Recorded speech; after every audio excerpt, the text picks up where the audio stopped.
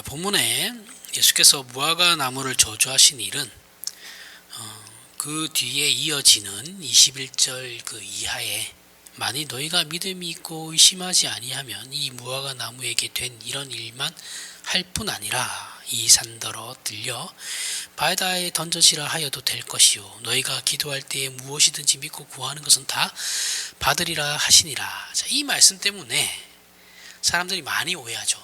이 내용을. 그런데 본문에 예수께서 무화과 나무를 저주하신 일은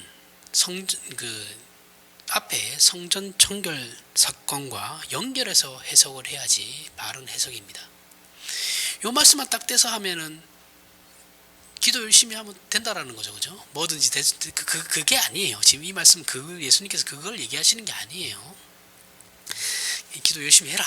기도하면 다 된다. 이렇게 해석하시려고 하는데 그게 아니고 이건 앞에 성전 청결 사건 그 사건과 연결해서 같은 맥락이 있는 겁니다. 그러니까 같이 연결시켜 가지고 바로 뒤에 이 내용을 넣었겠죠. 이런 게 이제 문맥적으로 해석을 하는 거예요. 성경을 앞뒤 문맥에 따라서 이 내용이 무엇을 얘기하는가 그걸 이제 봐야 되는 거죠. 만약에 앞에서 얘기했지만 이렇게 해석하지 않으면 이 말씀은 예수님의 의도와는 완전 다르게 돼요. 다르게 그저 신자들의 기도와 믿음에 관한 문제로 생각하게 되어서 초점이 어긋나 버리죠. 저는 어렸을 때 그렇게 들어왔어요. 제가 신앙생활하던 교회에서 그렇게 설명을 했었습니다. 설교를 했었어요. 아닙니다. 엉터리예요. 이렇게 성전 청결 사건과 무화과 나무를 저주하신 일이 같은 맥락의 사건이라는 근거가 마가복음에 나와요. 마가복음에 동일한 사건들이 나오거든요. 마가복음에도 성전 청결 사건이 나오고 무화과 나무가 저주받는 일이 나옵니다. 동일하게 나와요.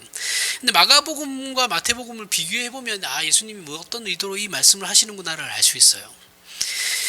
자, 이게 11장에 나오는데 마가복음 11장에는 본문과 동일하게 무화과 나무를 저주하는 사건이 기록되어져 있고 마태복음의 기록과는 내용은 같지만 시간의 순서가 달라요. 자, 이거 잘 보셔야 됩니다. 자, 오늘 본문 내용을 기억하시고 마가복음 11장 12절에서부터 14절의 내용을 한번 읽어볼게요. 이튿날 그들이 베다니에서 나왔을 때 예수께서 시장하신지라. 똑같죠? 멀리서 잎사귀 있는 한 무화과 나무를 보시고 혹 그 나무에 무엇이 있을까 하여 가셨더니 가서 보신즉 잎사귀 외에 아무것도 없더라. 이는 무화과의 때가 아님이라. 자, 때가 아니에요. 아직 철이 아닌 거죠. 예수께서 나무에게 말씀하여 이르되 이제부터 영원토록 사람이 내게서 열매를 따먹지 못하리라 하시니 제자들이 이를 듣더라. 자, 이렇게 했어요. 이 사건이 있고 난 뒤에 15절부터 19절 마가복음 15절부터 19절에 마태복음과 동일하게 성전 청결 사건이 나와요. 그죠? 그리고 20절부터 25절에 다시 그들이 무화과 사건이 또 나와요. 무화과 나무 사건이 또 나오는데 이건 지금 마가복음의 내용입니다. 무화과 나무에 저주받은 사건이 또 나오는데 그들이 아침에 지날 때 그 다음 날인 거예요. 무화과 나무를 저주하고 난 다음 날 아침에 지날 때 무화과 나무가 뿌리채 마른 것을 보고 베드로가 생각이 나서 여짜오되 라삐여 보소서 저주하신 무화과 나무가 말랐나이다. 예수께서 그들에게 대답하여 이르시되 하나님을 믿으라. 내가 진실로 너희에게 이르노니 누구든지 이 산더러 들어서 바다에 던져시라 하며 그 말하는 것이 이루어질 줄 믿고 마음에 의심하지 아니하면 그대로 되리라. 그러므로 내가 너희에게 말하노니 무엇이든지 기도하고 구하는 것을 받은 줄로 믿으라. 그리하면 너희에게 그대로 되리니 서서 기도할 때 아무에게나 혐의가 있거든 용서하라. 그리하여야 하늘에 계신 너희 아버지께서도 너희 허물을 사하여 주시리라 하시니라. 자, 이렇게 말씀하신단 말이죠. 자, 여기서 이제 마가복음하고 마태복음은 같은 내용을 기록하고 있지만 차이가 있어요. 달라요. 자, 무화과 나무를 저주하신 사건 사이에 마가복음 같은 경우는 마태복음과 다르게 마태복음의 성전 청결 사건이 있은 후에 무화과 나무 저주 사건이 일어나죠. 그렇죠? 근데 마가복음은 무화과 나무를 저주한 사건 사이에 성전 청결 사건을 집어넣어요. 예수님께서 마가복음의 내용을 보면 처음에 무화과 나무를 저주하죠. 그렇죠? 열매를 따먹으려는데 열매가 없으니까 저주를 하셔요. 하시고 난 뒤에 성전 청결 사건이 나오고 그리고 그 뒤에 무화과 나무가 말랐다라는 것을 다시 설명하고 있거든요. 그러니까 앞뒤로 무화과 나무 저주 사건이 있고 그 가운데에다 성전 청결 사건을 집어넣어요. 그러니까 결국은 뭐냐면, 근데 마태복음은 다르죠. 성전 청결 사건이 완전히 있고 앞에 온전하게 있고 뒤에 무화과 나무 사건이 나와요. 그죠? 결국은 같은 내용이라는 거예요. 성전 청결 사건과 무화과 나무를 저주한 사건은 같은 맥락에 있는 같은 목적을 가지고 말씀하시는 내용이다라는 거예요. 이해가 가시죠? 즉 성경을 볼 때 성경은 꼭 시간대별로 기록되어 있지 않아요. 자, 사복음서 같은 경우 마태, 마가, 누가, 요한복음 같은 경우는 결론은 예수 그리스도의 십자가를 향해 가는 건 맞아요. 태어나셔가지고 예수 그리스도께서 십자가를 지시고 부활하시는 그 흐름은 맞지만 그 안에 내용들이 있잖아요. 그렇죠? 이게 시간 순서대로 기록된 것이다라고 생각하시면 대단히 큰 착각입니다. 아니에요. 그 저자가 핵심적이고 내가 말하고 싶은 사건을 묶어서, 그거는 시간과 상관없어요. 그렇게 기록되어져 있는 것들이에요. 꼭 시간의 때로 생각하시면 오해가 생기는 거예요. 성경을 이해할 때 오해가 생겨요. 시간대가 아니다라는 것을 기억하셔야 됩니다. 시간대인 것도 있지만 아닌 경우도 있다라는 거예요. 자, 그래서 다시 앞에서 마태복음은 사건별로 묶었어요. 그죠? 마태복음은 예루살렘을 입성하셨어요. 그렇죠? 예수님께서. 그리고 난 뒤에 성전 청결 사건이 나와요. 그 다음에 나오는 사건이 뭐냐면 무화과 나무의 저주 사건이 나오죠. 근데 이렇게 기록되어져 있는데, 이 순서대로 기록되어져 있는데, 마가복음은 예루살렘에 입성하셨습니다. 그 다음에 무화과 나무를 저주하는 사건이 일어나고, 그 다음에 성전 청결 사건이 일어나고, 그 다음에 다시 무화과 나무 저주하는 사건이 일어나는 거예요. 그러니까 무화과 나무를 저주하신 사건 사이에 성결 청결 사건을 집어넣음으로 말미암아서 이 두 사건은 동일한 주제의 내용이다라는 것을 강조하는 거죠. 그래서 성경을 볼 때도 성경책은 통일성을 이루고 있거든요. 하나만 가지고 성경을 완벽하게 해석할 수 없어요. 그러니까 마가복음, 마태, 마가, 누가, 요한을 가지고 전체적으로 봐야지 예수님의 생애를 제대로 알 수 있는 겁니다. 한 것만 가지고는 안 돼요. 그럼 이 두 사건은 어떤 의미에서 일관된 내용을 그러면 가지는가를 생각해 봐야 됩니다. 어떤 내용, 그럼 도대체 무엇을 말하려고 하는 것인가? 라고 했을 때, 무화과 나무는 구약 성경에서 포도나무와 함께 이스라엘을 상징하는 나무로 자주 사용되던 겁니다. 그죠? 그래서 이 무화과 나무가 잎은 무성하지만 열매가 없다라는 것은 이스라엘의 잘못된 신앙을 말하는 것이죠. 이스라엘은 종교 행위는 휘황찬란하죠. 그렇죠? 뭐 불릴 거 없이 다 지키고 있어요. 종교 행위는. 잎사귀는 무성합니다. 하지만 그 종교적인 겉시장은 화려하지만 실질적인 그 안에 열매들은 예수님께서 없다고 그러시죠. 그죠? 그 비유예요. 한 걸음 더 들어가서, 한 걸음 여기서 조금 더 깊이 생각해 보면, 한 걸음 더 들어가서 더 깊이 생각해 보면, 이스라엘의 잘못된 신앙을 고발하는 것보다 더 이스라엘에게 허락되었던 구약의 약속들, 즉 말하자면 성전 청결 사건에서 지적했던, 성전 청결 사건에서 지적했던 것이 뭡니까? 성전과 제사 제도와 율법이 더 이상의 의미가 없다. 왜냐? 그건 메시아를 가르치는 그림자였고, 그림자의 실체인 나 메시아가 왔기 때문에 그건 더 이상 의미가 없어, 안 해도 돼 하면서 이제 폐기를 선언하시는 거라 그랬죠. 그래서 그러면서 그 안에 상거래하던 그 장사치들을 다 쫓아내셨죠. 그렇죠?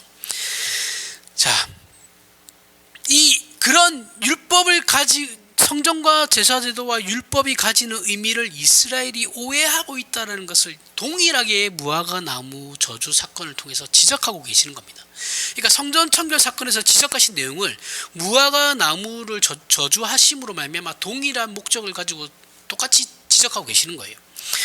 성전 청결 사건에서는 앞에서 살펴봤듯이 예수께서는 성전의 악덕 상인들을 쫓아내시는 것만이 목적이 아니고, 그죠? 악덕업자들을 쫓아내는 게 목적이 아니고 그 훨씬 더 근본적인 문제를 예수님께서 말씀하시는 거죠. 그 근본적인 문제인 성전에서의 상거래 자체를 종식시키는 거죠. 그래서 너희가 장사를 하는데 너희가 너무 악덕이야 라고 해서 쫓아내신 것이 아니고 더 이상의 이런 것이 의미가 없다라고 해서 다 쫓아내신 거죠. 그러면서 업자만 쫓아낸 게 아니고 그걸 물건을 사는 사람들도 쫓아냈죠. 같이. 그죠? 다 쫓아내신 거예요. 의미가 없다. 이제 이런 거 필요 없어. 제사가 필요 없다. 내가 왔으니까. 그거죠. 성전의 상거래 자체를 종식시켰다는 것은 제사제도 자체의 종식을 말하는 것이거든요. 요한복음에 예수께서 그러면서 하신 말씀이 뭐예요? 성전을 헐라라고 말씀하시는으로 말미암아 이 제사가 더 이상의 의미가 없고 끝났다. 이건 이제 끝났어. 제사의 시대는 끝났어. 이렇게 말하는 겁니다. 알리시는 거죠. 선언하시는 거예요. 그 행위가 상거래하는 모든 사람들 다 쫓아낸 거예요. 이렇게 구약의 성전이나 제사 제도가 율법이라는 것은 제사 제도나 율법이라는 것은 전부 예수 그리스도를 예표하는 겁니다. 그림자예요. 그림자이고 그 예표들이 구약의 이스라엘을 어떻게 해요? 예수께로 인도해야 되는 거예요. 예수 그리스도로 인도하게끔 만드는 상징이에요. 그런데 이스라엘은 어떻게 했습니까? 이 예수 그리스도께로 인도하기 위해서 허락된 그러한 상징들, 표들, 예표들, 그림자를 마치 그 성전이나 제사 제도나 율법을 그러한 그 그림자인 그 성전, 제사 제도, 율법을 본인들의 신앙의 본질로 받아들여 버렸단 말이죠. 그러면서 실체이신 예수 그리스도를 버렸어요. 아니 하나님이 보시기 답답한 거죠. 야, 이걸 잘 봐. 이게 가리키는 걸 너희는 믿어야 되는 거야. 그러기 위해서 내가 이 율법을 너희한테 주고 성전을 너희한테 주고 허락했고 제사 제도를 너희에게 주는 거야. 이 의미는 이 예수 그리스도를 가르치는 거다 라고 하나님께서 기껏 그렇게 했는데 대뜸 이스라엘은 이건 없어요. 없고 요게 우리 신앙의 전부인 거야. 미치고 환장하는 거죠. 그러면 제가 봐도 답답해 미쳐버리겠는데 하나님 보실 때는 뭐 오죽하시겠습니까? 실체를 거부해버려요. 이건 한국교회 똑같아요. 한국교회도 본질을 잊어버린 채 본질이 아닌 것 가지고 난리 부르스거든요. 진짜 그래요. 본질은 하나도 없어요. 본질은 제가 볼 때는 이단이에요. 이단 같은 소리를 하는데도 교인들은 앉아서 아멘하고 있어요. 심각합니다. 이게 몰라요. 뭐가 뭔지를. 그러면서 종교 행위 안 하는 거 가지고 교인들 질타하죠. 그 본질 아니거든요. 봉사하고 안 하고의 문제는 신앙의 본질이 아니에요. 할 수도 있고 안 할 수도 있는 거예요. 헌금 할 수도 있고 안 할 수 있는 겁니다. 형편이 안 되면 못 하는 거죠. 근데 그게 마치 본질인 것이냐 얘기를 하잖아요. 그렇죠? 물론 헌금은 해야 됩니다. 왜냐하면 내가 정회원이면 회원으로서의 공동체에 대한 책임은 져야죠. 그리고 어쨌든 간에 물질에 대한 모든 것의 주인은 하나님이시다는 신앙 고백이 담겨있는 그 행위잖아요. 그러면 해야죠. 얼마가 됐든 간에 그건 상관없고 형편껏 하는 겁니다. 뭐 하여튼 간에 본질이 아닌 걸 가지고 싸운다면 예배당 짓는 게 뭐가 본질이에요. 예배당은 안 줘도 돼요. 예배 드릴 장소만 있으면 됩니다. 그렇게 중요하지 않아요. 단지 예배를 더 집중해서 우리가 쾌적한 환경에서 드리기 위해서 짓는 거지 그 이상과 그 이하의 의미는 없습니다. 정작 복음은 안 가르쳐요. 그죠?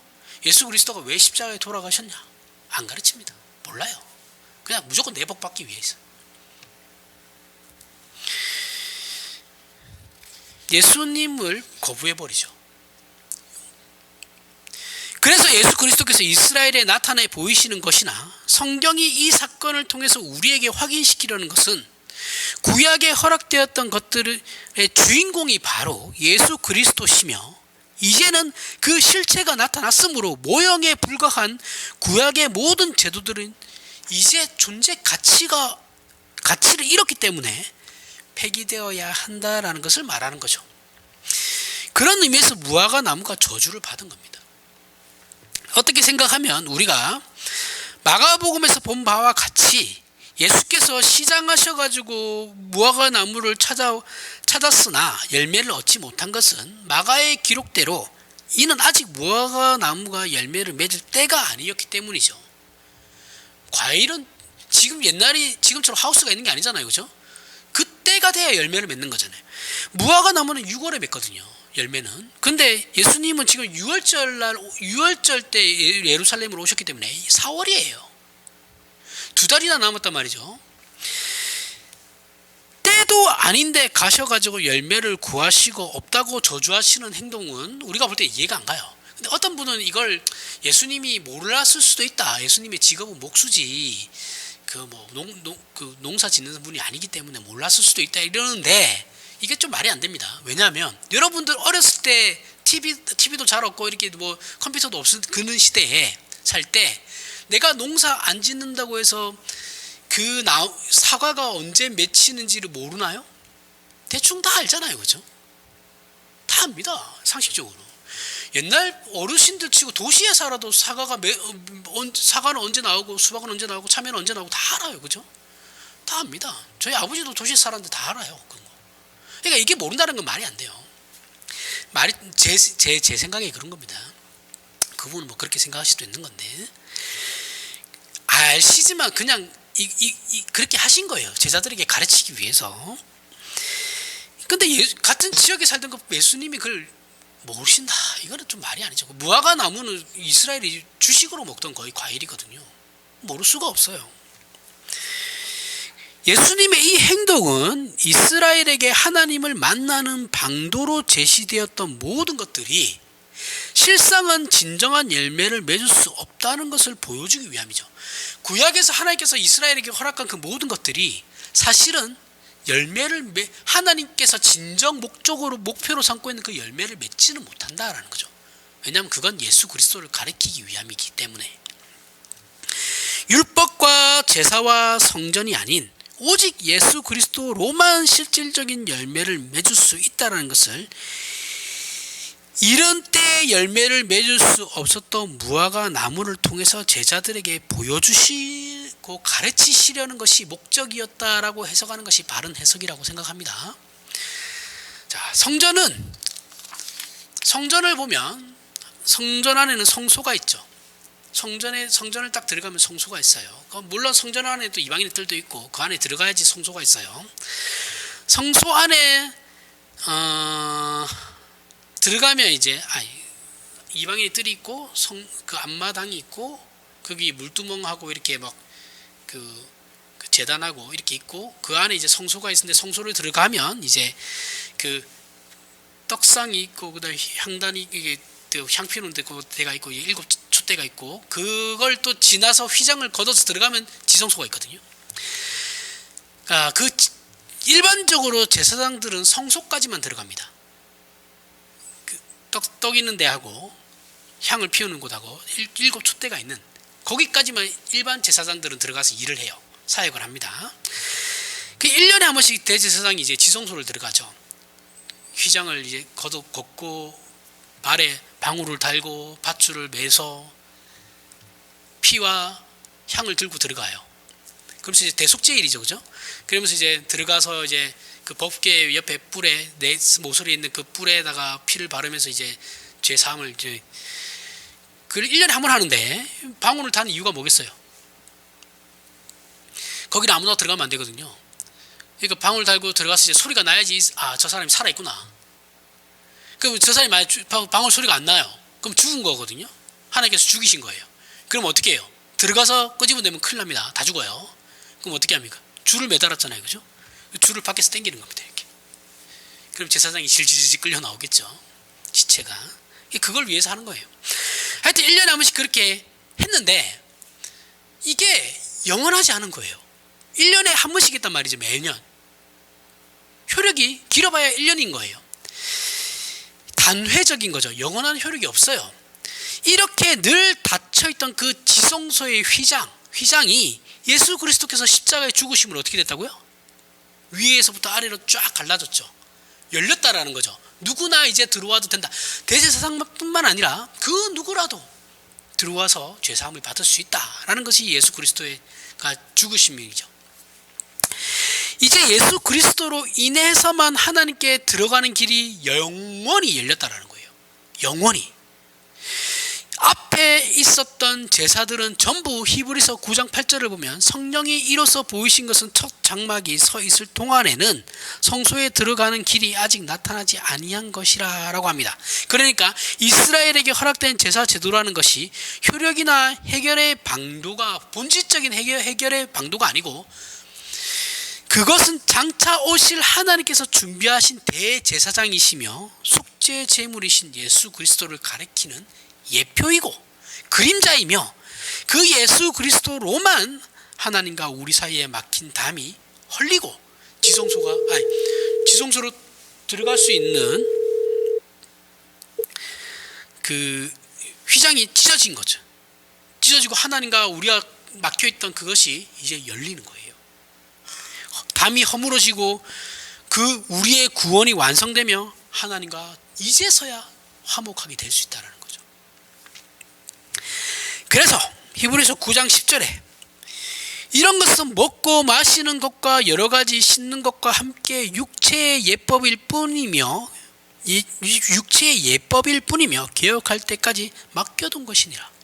말하자면 잎사귀만 무성한 무화과 나무처럼 되었다라는 것이죠. 그것으로는 열매를 맺을 수 없습니다.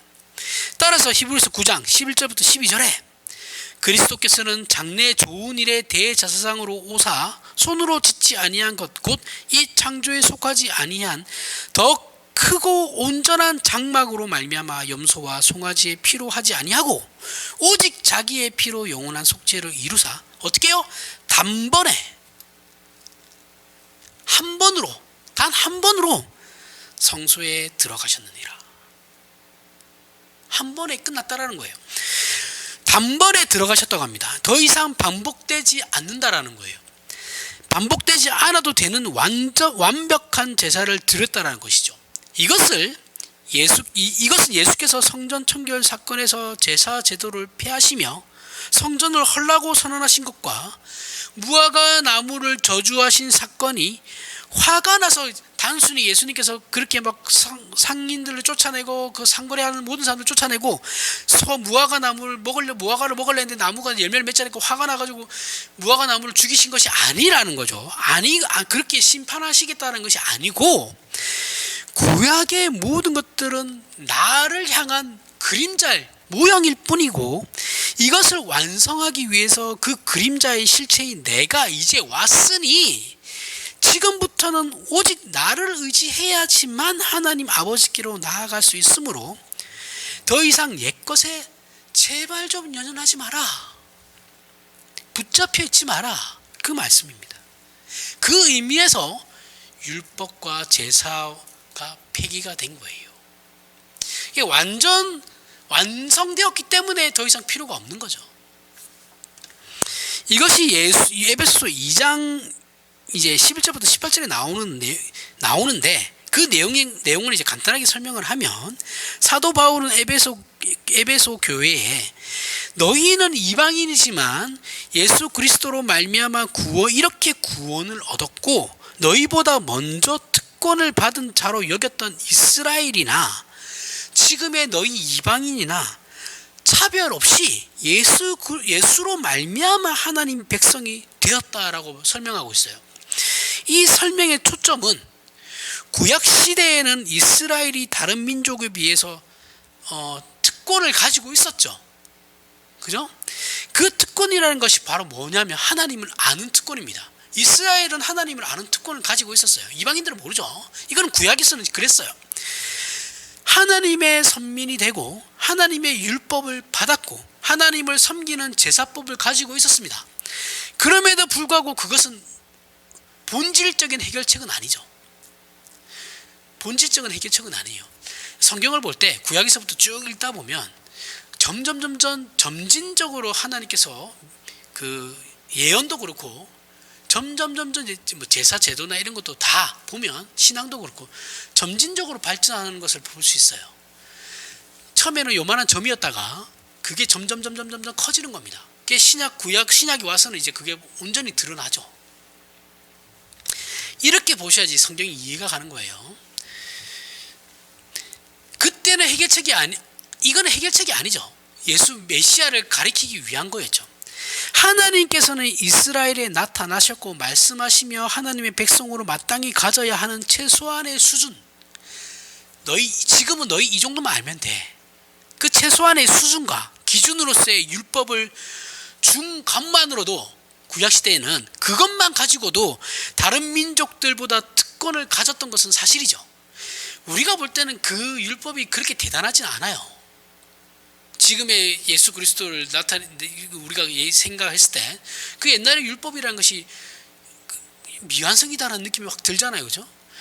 근데 이건 우리 입장에서 볼 때는 그런 건데 그 당시에는 그 정도의 수준만 가지고도 다른 민족, 다른 나라보다는 우월했거든요. 특권을 가졌어요. 그래서 그때는 이스라엘은 선민이었습니다. 그 외의 모든 민족은 이방인이었어요.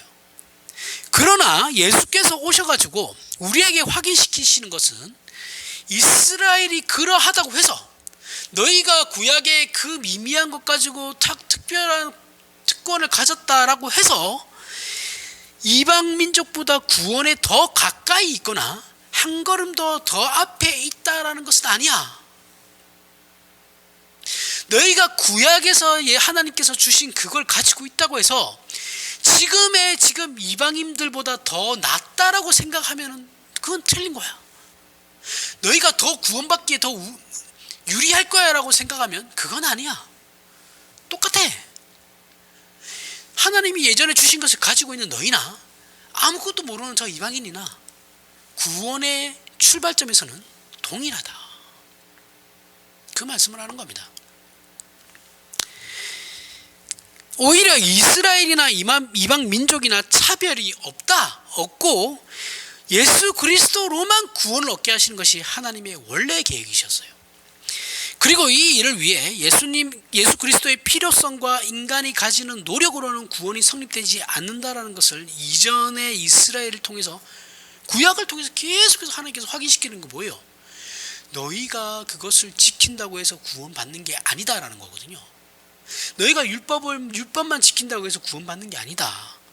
너희가 율법을 온전히 다 지켰다고 하지만 온전히 율법을 지킬 수 있는 사람은 세상에 아무도 없다. 너희는 율법을 통해서 너희의 연약함을 봐야 되는 거지, 하나님이 없이는 아무것도 안 된다라는 것을 봐야 되는 것이, 하나님 나는 율법을 다 지켰습니다, 이걸 하나님 앞에 떠들어대라고 하는 게 너희 나도 떠들라고 율법을 준 게 아니야. 그걸 확인시키는 거거든요.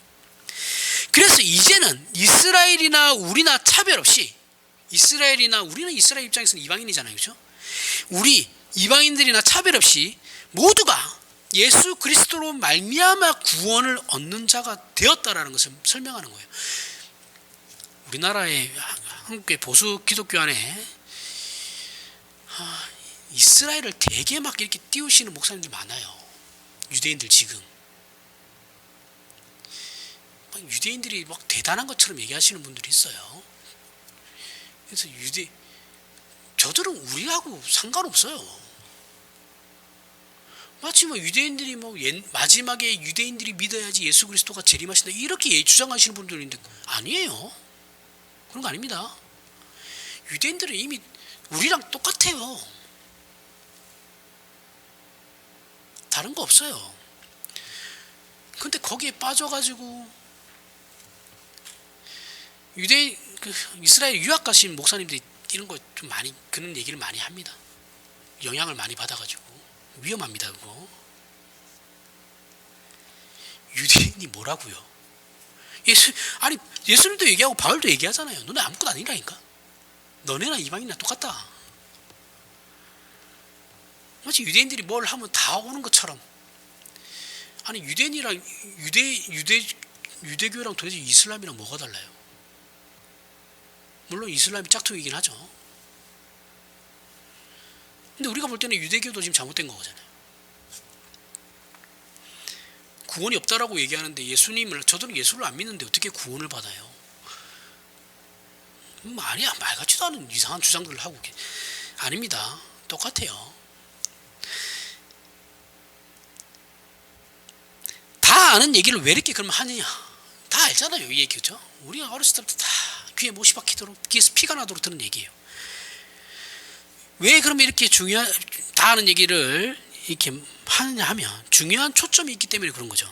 율법과 제사 제도를 가지고 있던 이스라엘과 에베소 교회 교인된 너희가 함께 하나님 앞에 부름을 받는데,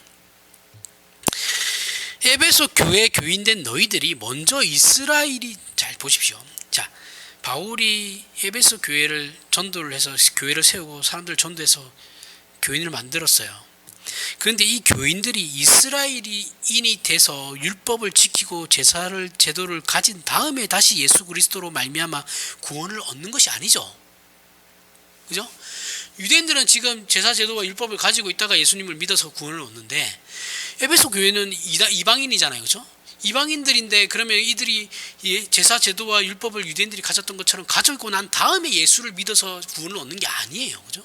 이들은 제사 제도와 율법을 무시하고 바로 다이렉트로 구원을 얻는 거죠. 지금 우리가 그렇잖아요. 그죠?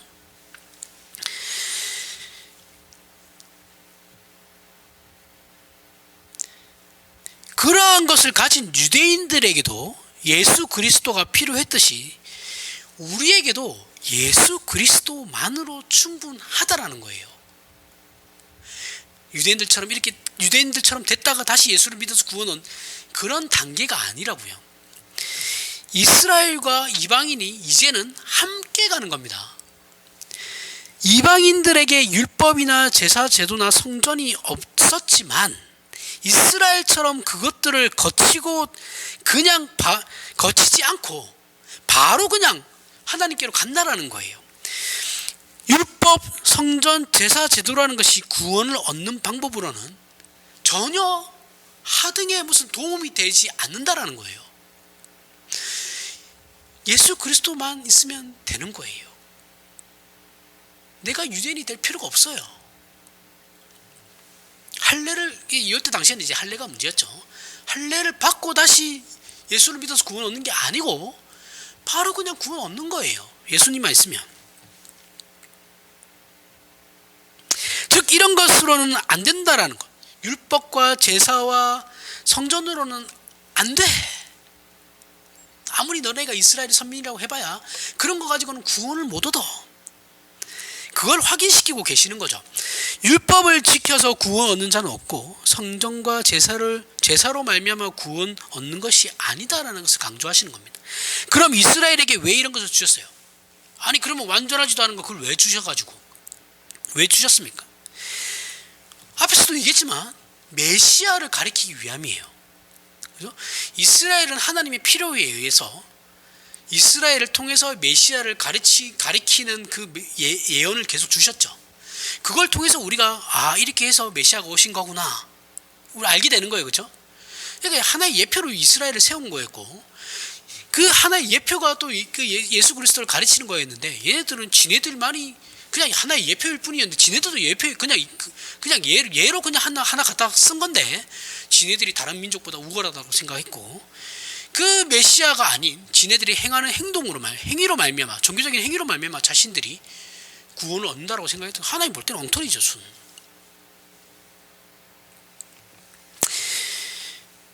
하나님께서 당신님의 백성을 구원하기 위해 하나님의 어린 양을 준비하고 계시다라는 그 약속을 보이시는 거예요. 보이시고 증거하는 것들로 이것들이 사용됐던 겁니다. 이스라엘은 하나님의 이 약속을 믿어야 했던 거예요. 다른 이 제사 제도가 아니고 그것으로 말미암아서 하나님께서 우리에게 무엇을 약속하시는가를 보고 그 약속을 믿어야 구원을 얻는 거예요. 근데 그걸 안 믿었죠. 하지만 이스라엘은 그 약속을 믿지 않고 어떻게 해요? 율법과 제사와 성전 등 자신들의 그런 것들을 부차적인 것들을 신앙의 본질로 삼아버렸죠. 그래서 본질은 버리고 부차적인 것에 목숨을 걸어요. 이거 한국교회 똑같은 겁니다. 지금 우리 신앙도 똑같아요. 본질은 하나도 없어요. 그리고 그것으로 자신들이 구원을 믿고 있는 겁니다.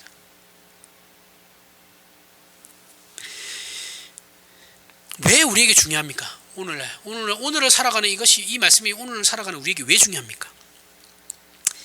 이것은 방법이 아니고 단지 의미로 허락된 제사 율법 성전을 이스라엘은 그것이 마치 신앙의 본질이고 그것을 행함으로써 자신의 신앙적 책임을 완수한 것으로 생각을 하는 우를 범한 것이죠.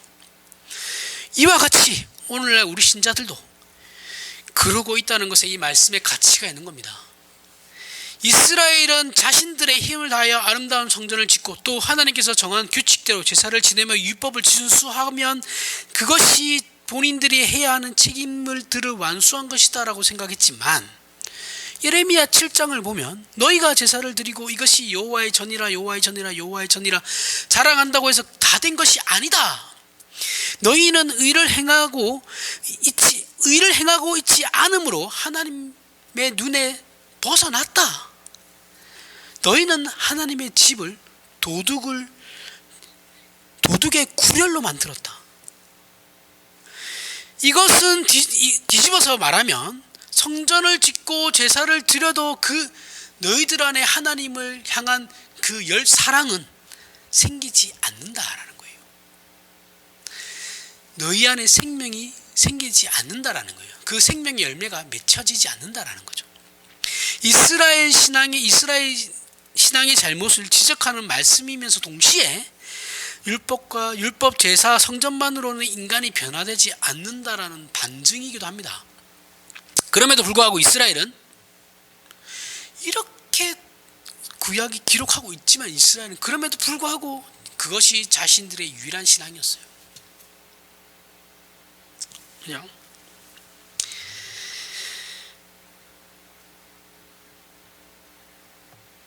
우리도 마찬가지죠. 그대로 받아들이면 돼요. 우리의 모습이라고 거울을 본다고 생각하시면 돼요. 이스라엘의 이 모습과 우리의 모습을 마치 내가 지금 거울을 보고 있다.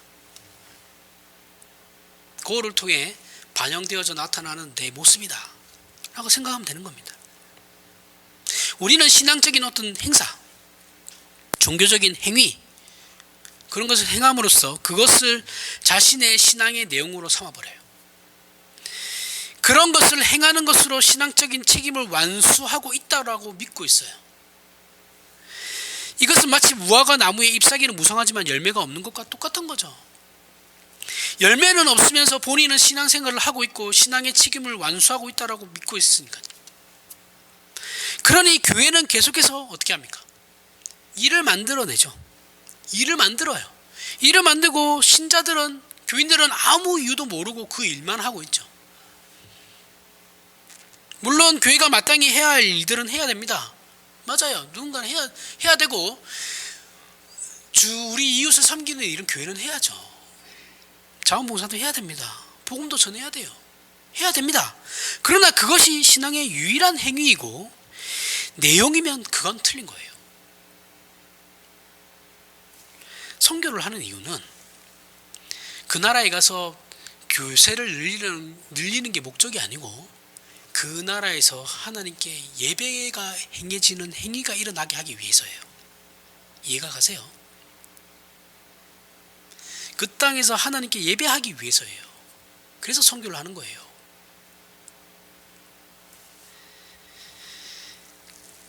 그게 선교의 목적입니다.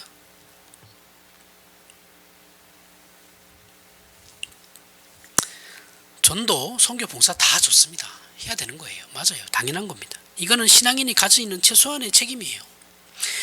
이런 것이 신앙의 열매로 나오는 것은 정당한 것이죠. 아니 좋은 소식을 이 기쁜 소식을 나만 알고 있을 수는 없죠. 저 전하고 싶고 전해야만 하죠. 근데 그게 끝이면 안 된다고요. 한국 교회는 그 뒤가 없어요. 그죠? 나는 구원받았기 때문에 모든 것이 다 끝났다고 생각해요. 그래서 나는 이제 다른 사람을 전도해야 되고 저 사람의 잘못을 지적하는 일만 남았다고 생각해요. 아니에요. 자기부터 성장해야죠. 성경은 말하기를 그것이 끝이 아니고 그런 일을 통해서 열매가 익어가야 된다고 해요. 열매는 나잖아요. 그죠? 내 안에 열매가 익어져 가야 되는 거예요. 그 열매라는 것이 바로 우리 자신이 하나님의 사람으로서 인격과 성품과 존재가 변화되는 겁니다. 한국교회는 능력 있는 교인들이나 열심히 있는 교인들 많습니다. 훌륭하고 좋은 거예요. 그리고 한국교회는 교회가 그 열심과 능력을 조장하죠. 우리나라 사람은 어디 갖다 놔도 열심히 있게 다 열심히 잘 살아요. 그렇죠? 우리나라 사람은 아프리카에 가도 농사 짓는데 그 아프리카 사람들보다 열심히 일해요. 돈도 많이 벌어요. 그래서 특히 우리나라 아주머니들은 노는 땅을 못 보죠. 뭐라도 심어야 돼요. 그죠? 근데 외국에 나가면 노는 땅이 너무 많거든요. 그러니까 눈 돌아가는 거예요. 뭐라도 심죠. 우리나라 사람들은 부지런해요. 민족성이죠. 그래서 어떻게든 성공할 수밖에 없어요. 우리나라 사람들은. 근데 그게 신앙이 그대로 또 접목이 된단 말이죠. 이 민족성이. 우리나라 사람들 정말 열심히 합니다. 그런데 그걸 이용해 먹어요. 그러면 안 된다라는 겁니다. 조장해요. 그러면서 어떻게 돼요? 교인들의 인격적인 신앙의 그 수준을 높여주지 못하고 교회가 재수 없는 교인들만 만들어내죠. 예수는 열심히 믿는데 만나고 싶지 않은 사람을 만들어내는 겁니다. 그래서 길이나 다른 곳에서 기독교인 만나는 것이 싫어요. 막 반갑지가 않습니다. 저 같은 경우만 해도 어디 가서 저 교회 다닙니다 하면 한 발짝 뒤로 물러섭니다. 뻔하거든요. 무슨 얘기할지. 신앙이라는 이름으로 말도 안 되는 행동들을 해대요. 상식도 없고 교양도 없고 어떻게 설득할 방법도 없습니다. 목사가 얘기하는 것도 믿지 않아요. 자기 생각이 맞아요. 그래, 단순 생각도 맞을 수 있는데 성경에 대해서는 내가 당신보다 더 잘하지 않겠냐. 물론 요즘 목사들이 원체 이상한 목사들이 많아서 그 사람도 경계하는 것일 수도 있겠죠. 그렇죠? 그러니까 이게 인격적인 관계가 맺어지지 않으면 목사라고 해도 옛날처럼 더 이상의 설득력이 없어요. 다른 사람에 대해서. 자기들 마음대로 살죠. 뭐라고 하겠어요. 냅둬야죠. 우리 교회 교인도 아닌데 참견해봐야 뭐. 그러면서 이것이 여호와의 전이라고 했던 이스라엘의 잘못과 똑같이 한국교회도 그러고 있죠.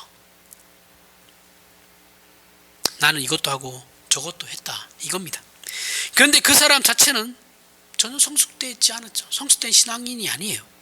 치장은 잘하지만 사람이 변화되지 않는 겁니다. 이것이 바로 열매가 없고 잎사귀만 무성한 무화과 나무와 같은 것이죠. 어떤 목사님이 이런 비유를 했어요. 정말 탁월한 비유라고 생각하는데 이런 신앙을 솜사탕에 비유를 하셨어요. 솜사탕에 비유를 하셨는데 우리가 알듯이 솜사탕은 나무 막대, 옛날 와라바시 큰 거, 그죠? 나무젓가락 큰 거. 거기에다가 어떻게 합니까?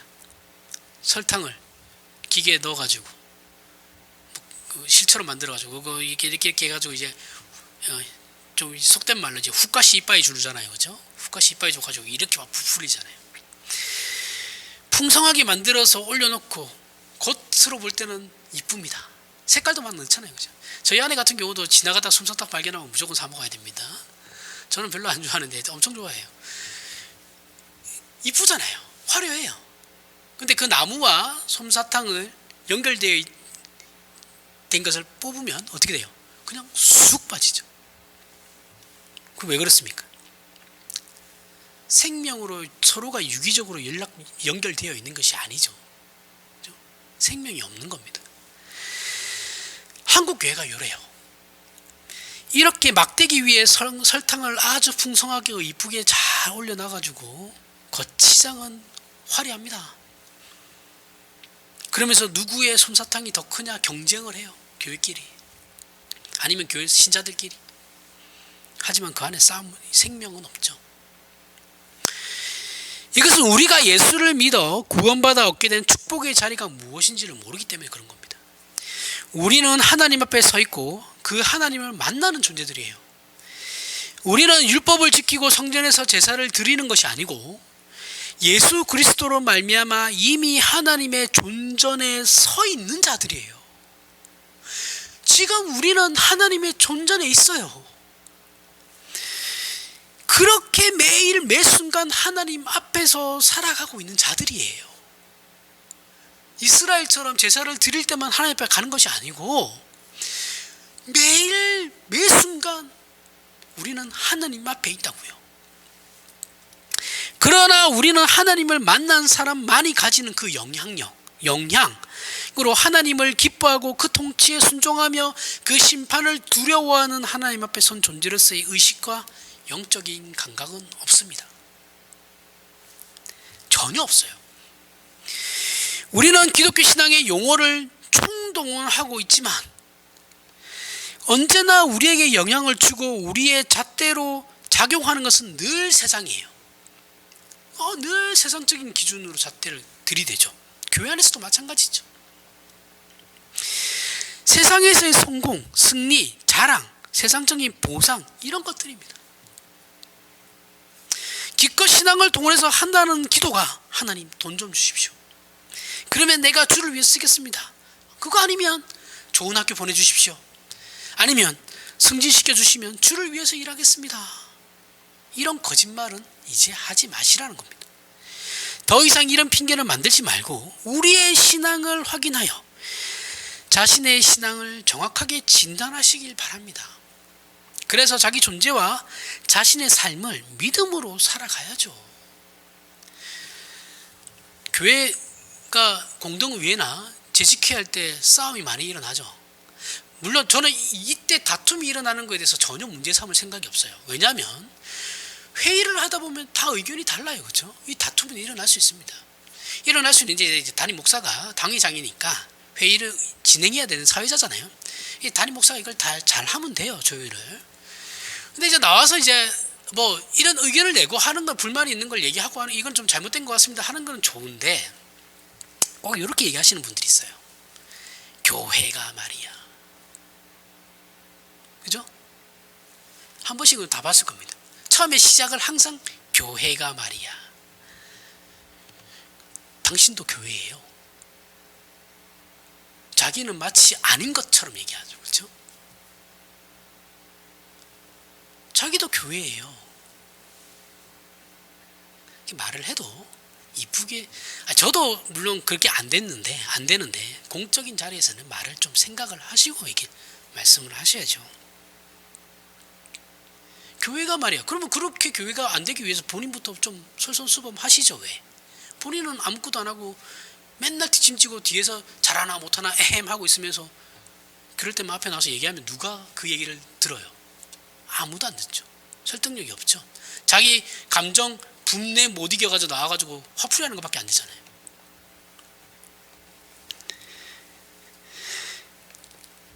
본문 마태복음 21장 21절에서부터 22절로 다시 돌아가서 그럼 왜 예수께서는 내가 진실로 너희에게 이르노니 만일 너희가 믿음이 있고 의심하지 아니하면 이 무화과 나무에게 된 이런 일만 할 뿐 아니라 이 산더러 들어 바다에 던지라 하여도 될 것이요 너희가 기도할 때 무엇이든지 믿고 구하는 것은 다 받으리라 하시니라. 왜 이런 설명을 그러면 사람들로 오해하게끔 이렇게 붙이셨냐라는 거죠. 예수께서 이런 설명을 하시는 것은 율법이나 제사 제도와 대비되는 은혜로 너희는 이제 은혜의 영역에 들어와 있는 거야 라는 것을 말씀하시는 거예요. 이스라엘이 행하는 율법과 성전 제사 제도는 모두 뭐예요? 내가 노력해서 자신들이 내가 했잖아요. 내가 이렇게 했잖아요 라는 것을 강조하는 거거든요. 그걸로 말미암아서 그 어떠한 결과를 하나님께로부터 받고 싶어 하는 거죠. 그렇죠? 그러한 그러한 방법이고 믿음이나 기도 같은 것들은 뭐예요? 전부 내가 전적으로 하나님의 은혜에 내가 의지해야 되는 거죠. 너희들이 뭔가를 해서 하는 게 아니고 나로 말미암아 너희는 은혜 안에 들어와 있으니 하나님께 이렇게 구하면 들어주신다. 그 말씀입니다. 더욱이 너희가 이 무화과 나무에게 된 이런 일만 할 뿐 아니라 이 산들어 들려 바다에 던져지라 하여도 될 것이요. 굉장한 말씀이잖아요. 그렇죠? 지금 우리가 성전 청결 사건과 이것이 어떻게 밀접한 내용상의 관계를 가지는가를 확인하게 되면 이 말씀은 이사야 40장의 말씀을 떠올리게 합니다. 이사야 40장 1절부터 5절에 너희의 하나님이 이르시되 너희는 위로하라 내 백성을 위로하라 너희는 예루살렘의 마음에 닿도록 말하며 그것에게 외치라 그 노역의 때가 끝났고 그 죄악이 사함을 받았느니라. 그의 모든 죄로 말미암아 여호와의 손에서 벌을 배나 받았느니라 할지니라 하시니라. 외치는 자의 소리여 이르되 너희는 광야에서 여호와의 길을 예비하라. 사막에서 우리 하나님의 대로를 평탄하게 하라. 골짜기마다 도두우며 산마다 언덕마다 낮아지며 고르지 아니한 곳이 평탄하게 되며 험한 곳이 평지가 될 것이요 여호와의 영광이 나타나고 그 모든 육체가 그것을 함께 보리라. 이는 여호와의 입이 말씀하셨느니라. 자, 하나님께서 이 바벨론에 포로된 이스라엘을 귀환시키겠다라는 약속과 예언을 하시는 말씀입니다. 이스라엘은 바벨론에서 다시 70년 뒤에 팔레스타인으로 다시 돌아올 것입니다. 돌아왔어요. 그리고 그 일은 하나님께서 하시므로 아무도 방해할 수 없다라는 말씀이죠. 팔레스타인은 원래 황무지예요. 그 황무지라는 것은 풀이 안 나고 물이 없어서 황무지라는 것이 아니라 지형이 나쁘다라는 거예요. 평지가 별로 없다라는 거예요. 사람이 걸어다니기에 나쁜 곳으로 방해가 되는 것이 많고 좁은 길도 아주 어렵게 만들어야 하는 그런 지대라는 겁니다. 길 만들기가 힘들다는 지대라는 거예요. 그래서 하나님께서 하시는 일은 아무도 막을 수 없고 형통하리라는 내용을 시적으로 표현한 것이죠. 그것이 이제 골짜기마다 도두어지며 산마다 언덕마다 낮아지며 고르지 아니한 곳이 평탄하게 되며 험한 곳이 평지가 될 것이요. 시적인 표현이에요. 1차적으로 포로된 이스라엘에게 약속하신 것이고 이 약속은 나아가서는 예수님의 메시아된 직분을 말씀하시는 것이죠. 또한 예수 그리스도의 앞길을 예비하러 온 세례 요한에게서 성취된 예언이기도 합니다. 그리고 가장 중요한 것이 죄와 사망에 포로된 우리를 하나님의 나라로 인도하기 위하여 예수 그리스도로 말미암아 평탄케 하러 오시는 그 예수 그리스도의 사역에 대한 내용이기도 해요. 너희가 믿음으로 이 산더러 들려 바다에 던지라 하여도 이 표현은 말하자면 진짜 그렇게 된다라는 게 아니에요. 문학적인 표현이에요. 이스라엘의 귀한 길을 방해하는 모든 것들은 진짜 산을 들어가서 바다에 분노 빠뜨리겠다라는 게 아니고 너희 이스라엘을 방해하는 모든 것들은 골짜기마다 도두어지며 산마다 언덕마다 낮아지며 고르지 아니한 곳이 평탄하게 되며 험난한 곳이 평지가 될 것이요 라고 한 이 시각적으로 표현함으로써 그 스케일을 더 크게 하고 있죠. 즉 하나님 앞에 모든 장애, 우리가 구원받는 데 있어서 하나님 앞에 방해되는 그 모든 것들을 그게 산이든 바다든 뭐든 간에 예수 그리스도로 말미암아 제거해버리겠다라는 거예요. 평탄하게 만들겠다라는 거예요. 그래서 우리가 하나님께로 다가가는 데 있어서 하나님 앞에 나아감에 있어서 아무런 문제가 없게끔 아무런 장애가 없게끔 당당하게 나아갈 수 있게 해주겠다. 그래서 예수 그리스도의 이름으로 무엇이든지 구할 수 있게 해주겠다라는 거예요. 그런 존재로 만들어줄게. 그 내용이라고요. 이것이 예수께서 무화과 나무를 저주하신 사건에 대한 그 설명, 지금 이 내용 제자들에게 하신 말씀이에요. 무슨 기도 열심히 하면 뭐 안 되는 일이 그런 게 아니에요. 그 말씀이 아니에요. 결국 우리의 신앙생활이라는 것은 하나님과 나 사이의 문제들이지 세상과 나 사이에서의 문제가 아니죠. 솔직히 지금 우리가 치워달라고 하는 산, 내 앞에 있는 장애물들, 바다, 메꿔달라는 그 바다 전부 세상으로 가기 위한 것 아닙니까? 여러분들 솔직한 마음으로 생각해 보세요. 내가 지금 이거 치워달라는 거 내가 더 세상으로 나아가기 편하기 위해서 치워달라는 거잖아요. 하나님께 나아가기 위해서 정말 치워달라고 하는 겁니까? 아니잖아요. 하나님의 일을 하는데 돈이 그렇게 필요하지 않아요. 근데 우리는 돈을 달라 그래요. 왜요? 세상으로 가기 위해서. 명분은 하나님이 갖다 대죠. 그러니까 안 치워주시는 거예요. 이해가 가세요? 나보다 나를 더 잘하시는 분이라니까요. 안 주세요. 그러면 죽었다 깨어나도. 예수 믿고 나면 형통하지 않아요. 늘 강조하는 말입니다. 형통하지 않습니다. 이전보다 훨씬 더 고단하고 고달파요. 그 이유는 우리는 이제 세상으로 가지 못하기 때문에 그런 겁니다. 그죠?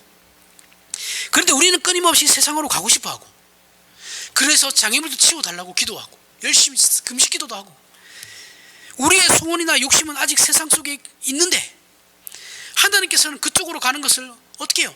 계속해서 장애물로 막아버리시죠. 하나님 앞으로 오는 길만 열어놓으세요. 그러니까 우리가 힘든 거예요.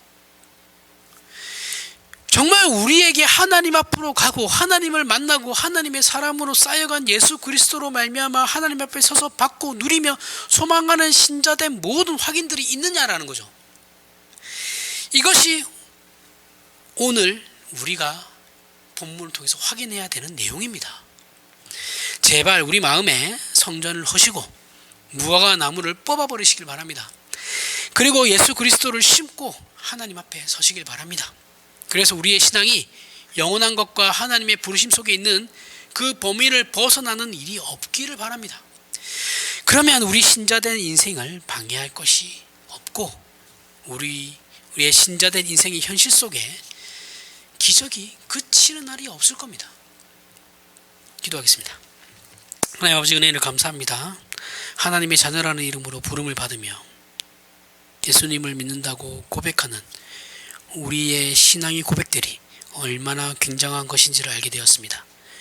우리가 이 특권들을 누리지 못하고 우리에게 이 자랑과 승리와 기적이 없는 것은 우리가 아직도 세상에서 방황하는 탓일 것입니다. 우리가 비록 이 세상에 몸담고 살지만 우리는 하나님의 사람입니다. 우리의 발걸음과 우리의 존재와 우리의 생각과 우리의 발언은 전부 하나님으로부터 연결된 것으로 우리는 하나님을 드러내는 일과 하나님께서 함께 하시는 모든 복된 것으로 채워져야 하는 존재들입니다. 이 복된 우리의 지위와 인생을 실패하지 않도록 도와주시며 하나님의 사람으로 승리하는 자들이 되게 하여 주시옵소서. 예수님 이름으로 기도합니다. 아멘.